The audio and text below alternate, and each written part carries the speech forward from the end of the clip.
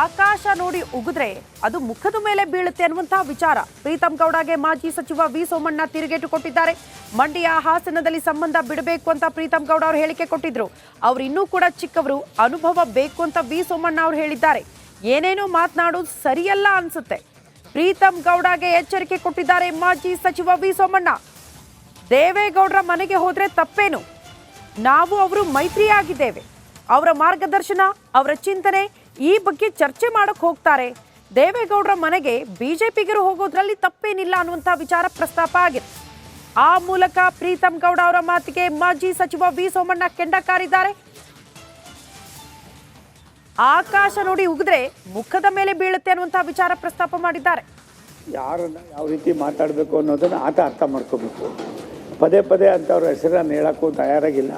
ಇನ್ನು ಬೆಳಿಬೇಕಾದವನು ಅವನ ಬೆಳವಣಿಗೆಗೆ ಯಾವ ರೀತಿ ಬೇಕೋ ಪೂರಕವಾಗಿ ಹೋಗ್ಬೇಕು ವಿನ ನಾವೆಲ್ಲ ಒಂದು ಕಡೆ ಮೇಲ್ಗಡೆ ಮತ್ತು ಅಲ್ಲೇ ಎತ್ತು ಉಳಿದ್ರೆ ಅದು ನಮ್ಮ ಮೇಲೆ ಬೀಳ್ತದೆ ಅನ್ನೋದು ಅರ್ಥ ಮಾಡ್ಕೋಬೇಕು. ಅವನು ಇನ್ನೂ ಚಿಕ್ಕ ವಯಸ್ಸಿದ್ದಾನೆ, ಭವಿಷ್ಯ ಇದೆ ಅನ್ನೋದೇನಾರು ಅವ್ನು ಅರ್ಥ ಮಾಡ್ಕೋಬೇಕಾದ್ರೆ ಅವ್ರ ಭಾಷೆಗಳನ್ನು ಕೂಡ ನೋಡಬೇಕಾಗ್ತದೆ. ಹಾಗಾಗಿ ನಾನು ನೋಡಿದೆ, ಅದಾಗಬಾರ್ದು. ಅವನು ಇನ್ನೂ ಚಿಕ್ಕ ವಯಸ್ಸು, ಯಾರನ್ನು ಯಾವ ರೀತಿ ಮಾತಾಡಬೇಕು ಅನ್ನೋದನ್ನು ಆತ ಅರ್ಥ ಮಾಡ್ಕೋಬೇಕು. ಪದೇ ಪದೇ ಅಂಥವ್ರ ಹೆಸರನ್ನು ಹೇಳೋಕ್ಕೂ ತಯಾರಾಗಿಲ್ಲ.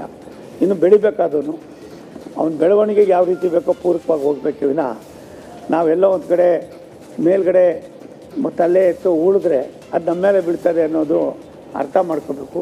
ಅವನು ಇನ್ನೂ ಚಿಕ್ಕ ವಯಸ್ಸಿದ್ದಾನೆ, ಭವಿಷ್ಯ ಇದೆ ಅನ್ನೋದೇನಾರು ಅವ್ನು ಅರ್ಥ ಮಾಡ್ಕೋಬೇಕಾದ್ರೆ ಅವ್ರ ಭಾಷೆಗಳನ್ನು ಕೂಡ ನೋಡಬೇಕಾಗ್ತದೆ. ಹಾಗಾಗಿ ನಾನು ನೋಡಿದೆ, ಅದಾಗಬಾರ್ದು.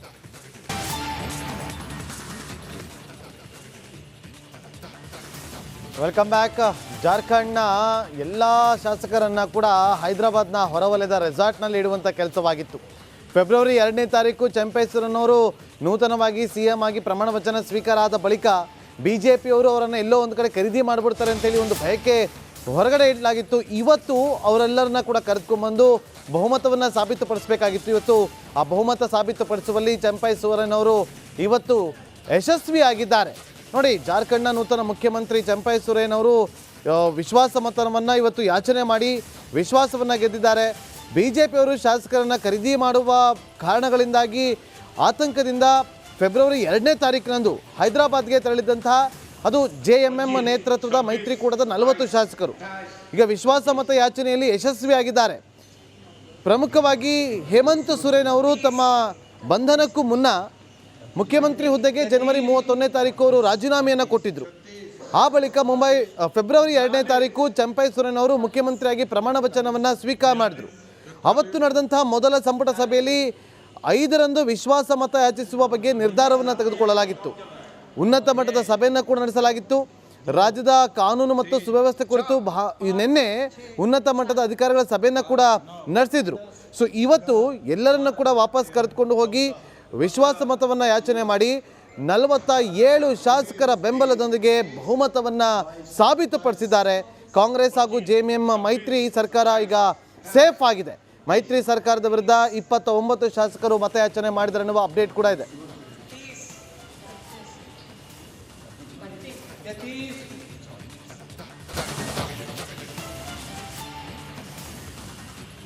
ನೋಡಿ, ಒಂದು ಕಡೆ ರಾಜ್ಯ ಕಾಂಗ್ರೆಸ್ನ ಎಲ್ಲ ಶಾಸಕರು, CM, ಸಚಿವರು, DCM ಎಲ್ಲರೂ ಕೂಡ ದೆಹಲಿಗೆ ಬಂದು ಪ್ರತಿಭಟನೆಯನ್ನು ಮಾಡೋದಕ್ಕೆ ಪ್ಲಾನಿಂಗನ್ನು ಮಾಡ್ತಿದ್ದಾರೆ. ಈಗ ಆಲ್ರೆಡಿ ಕರ್ನಾಟಕ ಭವನ, ದೆಹಲಿಯಲ್ಲಿರುವಂಥ ಕರ್ನಾಟಕ ಭವನದಲ್ಲಿರುವಂಥ ಕಾಂಗ್ರೆಸ್ನ ಮುಖಂಡ BK ಹರಿಪ್ರಸಾದ್ ಅವರು ಕೂಡ ಇವತ್ತು ಒಂದು ಪ್ರತಿಕ್ರಿಯೆಯನ್ನು ಕೊಟ್ಟಿದ್ದಾರೆ.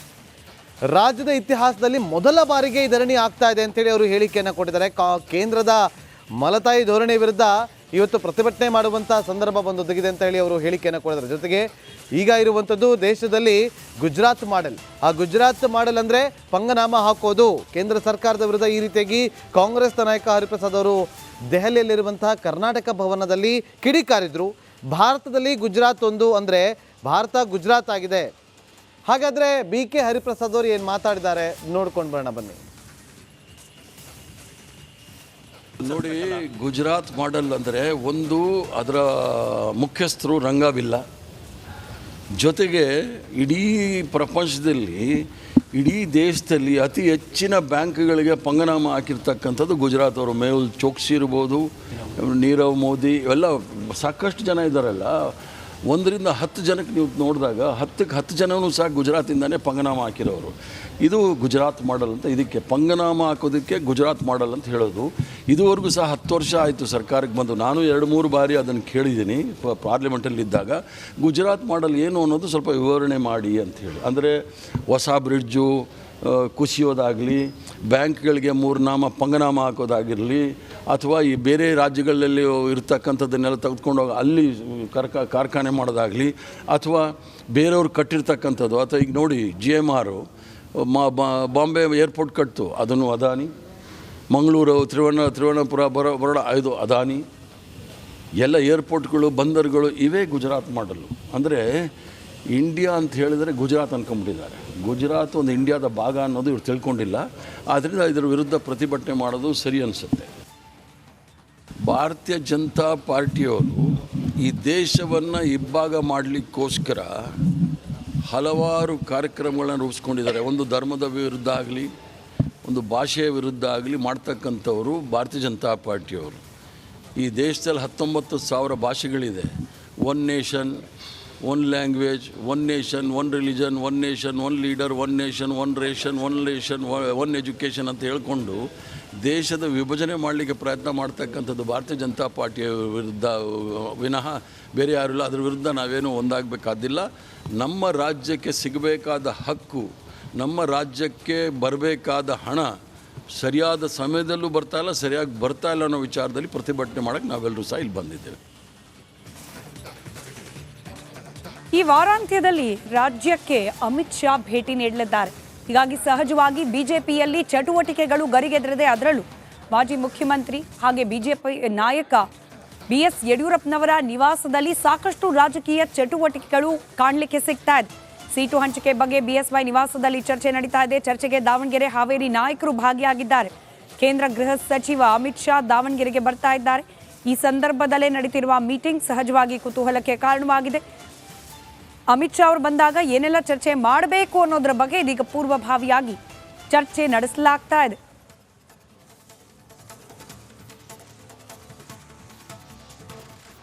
ಅಲ್ಲಿ ದಾವಣಗೆರೆಯಲ್ಲಿ 8ನೇ ತಾರೀಕು 9ನೇ ತಾರೀಕು ಮಾನ್ಯ ಅಮಿತ್ ಶಾ ಅವರು ಬರ್ತಾ ಇದ್ದಾರೆ. ಅದರ ಬಗ್ಗೆ ದಾವಣಗೆರೆ ಪ್ರಮುಖರ ಜೊತೆ ಕೂತು ಚರ್ಚೆ ಮಾಡಿದೆ. ಇನ್ಯಾವುದು ವಿಶೇಷ ಇಲ್ಲ. ಅಲ್ಲಿ ದಾವಣಗೆರೆಯಲ್ಲಿ 8ನೇ ತಾರೀಕು 9ನೇ ತಾರೀಕು ಮಾನ್ಯ ಅಮಿತ್ ಶಾ ಅವರು ಬರ್ತಾ ಇದ್ದಾರೆ. ಅದರ ಬಗ್ಗೆ ದಾವಣಗೆರೆ ಪ್ರಮುಖರ ಜೊತೆ ಕೂತು ಚರ್ಚೆ ಮಾಡಿದೆ. ಇನ್ಯಾವುದು ವಿಶೇಷ ಇಲ್ಲ. ಅಲ್ಲಿ ದಾವಣಗೆರೆಯಲ್ಲಿ 8ನೇ ತಾರೀಕು 9ನೇ ತಾರೀಕು ಮಾನ್ಯ ಅಮಿತ್ ಶಾ ಅವರು ಬರ್ತಾ ಇದ್ದಾರೆ. ಅದರ ಬಗ್ಗೆ ದಾವಣಗೆರೆ ಪ್ರಮುಖರ ಜೊತೆ ಇದು ಈಶ್ವರಪ್ಪನವರ ಮಾತು. ದಾವಣಗೆರೆಗೆ ಬರ್ತಾ ಇದ್ದಾರೆ ಅಮಿತ್ ಶಾ ಅವರು, ಅದ್ರ ಬಗ್ಗೆ ನಾವು ಚರ್ಚೆ ಮಾಡಿದ್ವಿ ಅನ್ನೋದನ್ನ ಹೊರತುಪಡಿಸಿದ್ರೆ ಬೇರೆ ಯಾವುದೇ ರೀತಿಯ ರಾಜಕೀಯ ಚರ್ಚೆಗಳು ಇಲ್ಲಾಗಿಲ್ಲ ಅಂತ ಹೇಳಿ ಹೇಳ್ತಿದ್ದಾರೆ. ಆದರೂ ಕೂಡ ಆ ಭಾಗದಲ್ಲಿರ್ತಕ್ಕಂಥ ಟಿಕೆಟ್ ಆಕಾಂಕ್ಷಿಗಳು ಹಾಗೆ ರಾಜಕೀಯವಾಗಿ ಆಗಬೇಕಾದ ಲೆಕ್ಕಾಚಾರಗಳು ಚುನಾವಣಾ ದೃಷ್ಟಿಯಿಂದ ಇದೆಲ್ಲದರ ಬಗ್ಗೆ ಒಂದು ಸುತ್ತಿನ ಮಾತುಕತೆ BS ಯಡಿಯೂರಪ್ಪನವರ ಸಮ್ಮುಖದಲ್ಲಿ ಆಗಿರುವ ಸಾಧ್ಯತೆಗಳು ಕೂಡ ಇದ್ದೇ ಇದೆ.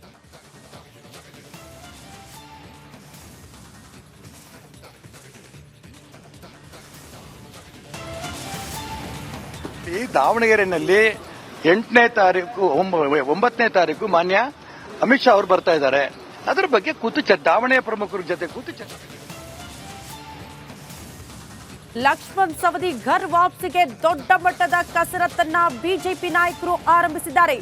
2 ಆಫರ್ ಕೊಟ್ಟಿದ್ದಾರೆ. ಲಕ್ಷ್ಮಣ್ ಸವದಿ ಅವರನ್ನ ಮತ್ತೆ ಪಕ್ಷಕ್ಕೆ ಕರೆತರಬೇಕು ಅನ್ನುವಂತ ಕಸರತ್ತು ಮುಂದುವರಿತಾ ಇದೆ. ಒಂದಲ್ಲ ಎರಡಲ್ಲ, 2 ಆಫರ್ ಸದ್ಯ ಬಿಜೆಪಿ ಹೈಕಮಾಂಡ್ ಲಕ್ಷ್ಮಣ್ ಸವದಿ ಅವರ ಮುಂದಿಟ್ಟಿರೋದು. ರಿಪಬ್ಲಿಕನದಲ್ಲಿ ಎಕ್ಸ್ಕ್ಲೂಸಿವ್ ರಿಪೋರ್ಟ್. ಲೋಕಸಭೆ ಟಿಕೆಟ್ ಜೊತೆ ಕೇಂದ್ರ ಸಚಿವ ಸ್ಥಾನದ ಆಫರ್ ನೀಡಲಾಗಿದೆ ಅನ್ನೋದರ ಡೀಟೇಲ್ ಸಿಗ್ತಾ ಇದೆ. ಬೀದರ್ ಲೋಕಸಭೆ ಕ್ಷೇತ್ರದ ಟಿಕೆಟ್ ಬಗ್ಗೆ ಸವದಿ ಅವರಿಗೆ ಸಂದೇಶ ನೀಡಲಾಗಿದೆ. ಸವದಿ ಜೊತೆ ಇಬ್ಬರು ಹೈಕಮಾಂಡ್ ನಾಯಕರು ಚರ್ಚೆ ಮಾಡಿದ್ದಾರೆ ಘರ್ ವಾಪಸಿ ವಿಚಾರಕ್ಕೆ ಸಂಬಂಧಪಟ್ಟಂತೆ ಅನ್ನೋದರ ಡೀಟೇಲ್ ಸಿಗ್ತಾ ಇದೆ. ಇದು ರಿಪಬ್ಲಿಕನದ ಎಕ್ಸ್ಕ್ಲೂಸಿವ್ ರಿಪೋರ್ಟ್. ಲಕ್ಷ್ಮಣ್ ಸವದಿಗೂ ಬೀದರ್ ಜಿಲ್ಲೆಗೂ ಎಲ್ಲಿಲ್ಲದ ನಂಟು. ಕಾರಣ ಬೀದರ್ನಿಂದಲೇ ಲೋಕಸಭೆ ಅಖಾಡದಲ್ಲಿ ಅವರು ಸ್ಪರ್ಧೆ ಮಾಡೋದಕ್ಕೆ ಬಿಜೆಪಿ ಹೈಕಮಾಂಡ್ ಆಫರ್ ಅನ್ನ ಮುಂದಿಟ್ಟಿದೆ ಅನ್ನೋದರ ಡೀಟೇಲ್ ಸಿಗ್ತಾ ಇದೆ. ಕಾರಣ ಈ ಹಿಂದೆ ಬಸವ ಕಲ್ಯಾಣ ಉಪಚುನಾವಣೆಯ ಉಸ್ತುವಾರಿಯನ್ನ ಲಕ್ಷ್ಮಣ್ ಸವದಿ ಅವರು ಹೊತ್ತಿದ್ರು. ಸುಮಾರು 45 ದಿನಗಳ ಕಾಲ ಬೀದರ್ ಜಿಲ್ಲೆಯಲ್ಲೇ ಠಿಕಾಣಿ ಹೂಡ್ತಾರೆ.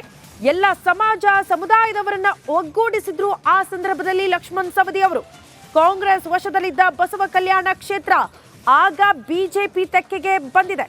ಬಿಜೆಪಿ ತೆಕ್ಕೆಗೆ ತೆಗೆದುಕೊಳ್ಳುವಲ್ಲಿ ಯಶಸ್ವಿಯಾಗಿದ್ರು ಲಕ್ಷ್ಮಣ್ ಸವದಿ. ಮರಾಠ ಲಿಂಗಾಯತರ ನಾಯಕರ ಮೆಚ್ಚುಗೆಯನ್ನ ಕೂಡ ಸವದಿ ಅವರು ಪಡೆದುಕೊಂಡಿರ್ತಾರೆ. ಸವದಿ ಘರ್ ವಾಪಸಿ ಚರ್ಚೆಯಿಂದ ಭಗವಂತ್ ಖೂಬಾ ಅವರಿಗೆ ಟೆನ್ಷನ್ ಶುರುವಾಗಿದೆ.